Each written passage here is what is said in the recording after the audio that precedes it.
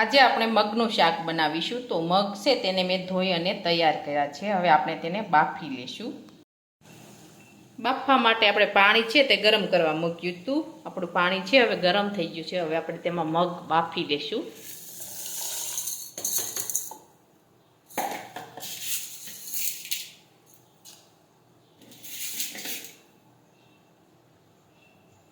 હવે આપણે કુકરનું ઢાંકણ છે તે બંધ કરી દઈશું.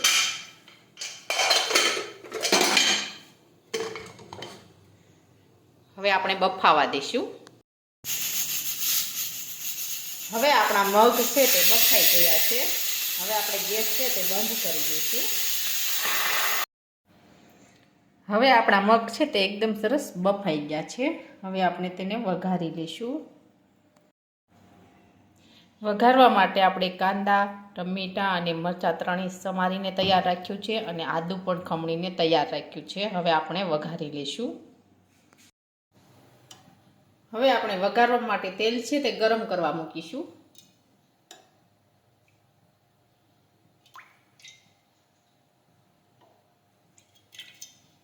હવે આપણે તેલ છે તે ગરમ થવા દઈશું.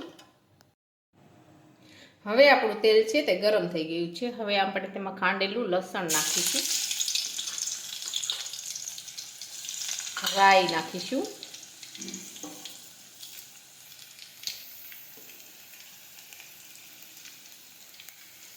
લીમડો નાખીશું.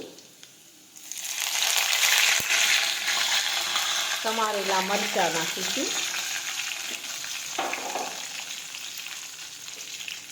સમારેલા કાંદા નાખીશું.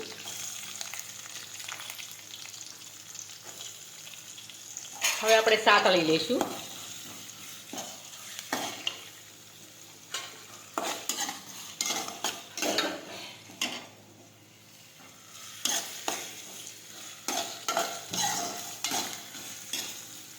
હવે આપણે ટમેટાં નાખીશું સમારેલા.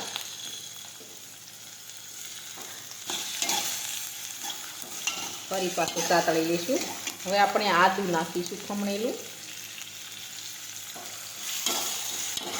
ફરીથી આપણે સાતળી લઈશું બધું.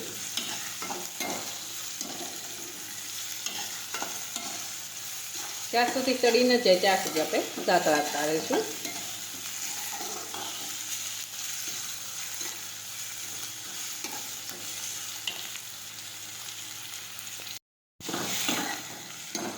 હવે એકદમ સરસ તળી ગયું છે. હવે આપણે તેમાં બધા મસાલા નાખી દઈશું.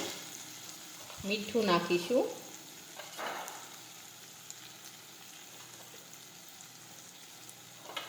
ચટણી નાખીશું. જીરું નાખીશું.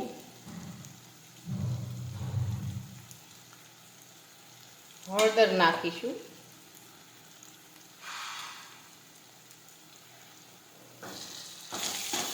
હવે આ રીતે ફરી સાતળી લઈશું.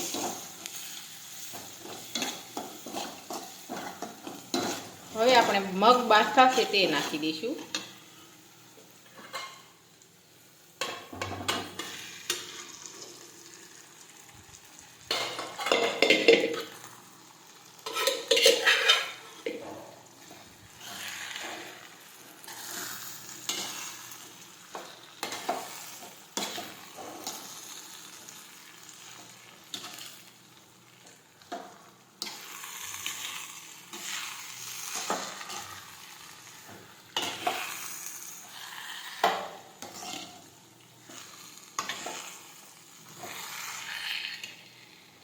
હવે આપણે તેમાં પાણી ઉમેરીશું.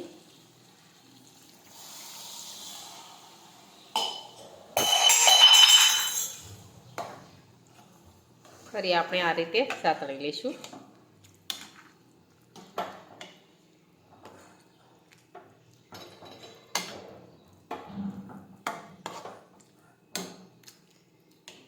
હવે થોડી વાર આપણે સડવા દઈશું.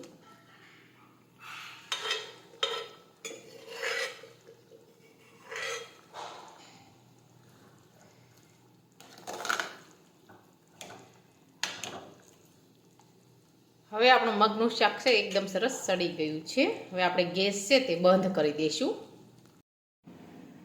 હવે આપણું મગનું શાક છે તે એકદમ સરસ બનીને તૈયાર થઈ ગયું છે અને અમારો આ વિડીયો ગમે તો અમારી JK કુકિંગ્સ એન્ડ હેન્ડવર્ક ચેનલને લાઈક કરો, શેર કરો અને સબસ્ક્રાઈબ કરો.